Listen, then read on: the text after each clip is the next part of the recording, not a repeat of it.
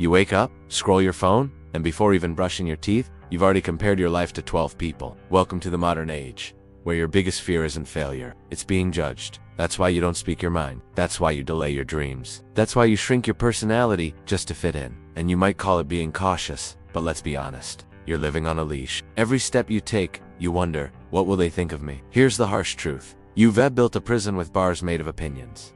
And you're the one keeping yourself locked in. You stay quiet when something bothers you. You pretend to agree just to avoid conflict, and you think that's being smart. No, that's fear. That's fear pretending to be strategy. Let me ask you, when was the last time you did something just because you believed in it, even if no one else agreed? Hard to remember, right? Because you've been programmed. Programmed to seek approval like oxygen. Good grades to make teachers proud. Safe choices to make parents happy. Trendy clothes to get likes online. But guess what? Every time you live for their validation, you lose a piece of your identity. And one day, you wake up surrounded by people who like you, but you can't recognize yourself anymore. They like the version of you that never disagrees. They like the version of you that smiles when hurting. They like the mask, not the person beneath it. And here's where it gets even darker. You become addicted to it. The applause, the approval, the artificial peace that comes from never being truly seen. But inside, you're suffocating. Because pretending is exhausting. Because self-abandonment always comes with interest. And eventually, that debt needs to be paid. You'll feel it when you're alone. You'll feel it when you try to sleep. You will feel it in the quiet moments, when no one is around to distract you from your own emptiness.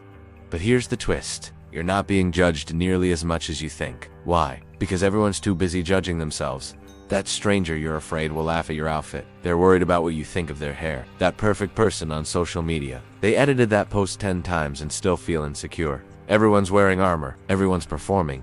And in this giant circus of impressions, you're scared of clowns that are scared of you. Crazy, isn't it? You've been silent for years because of opinions that were never even spoken. Let me make this simple. Most people aren't thinking about you. They're thinking about themselves. And yet, you let their imaginary thoughts dictate your real decisions. You skipped opportunities. You buried talents. You silenced your truth. All because of ghosts.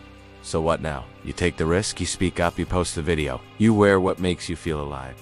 You start what you keep postponing. And yes, people will judge. But here's the good part.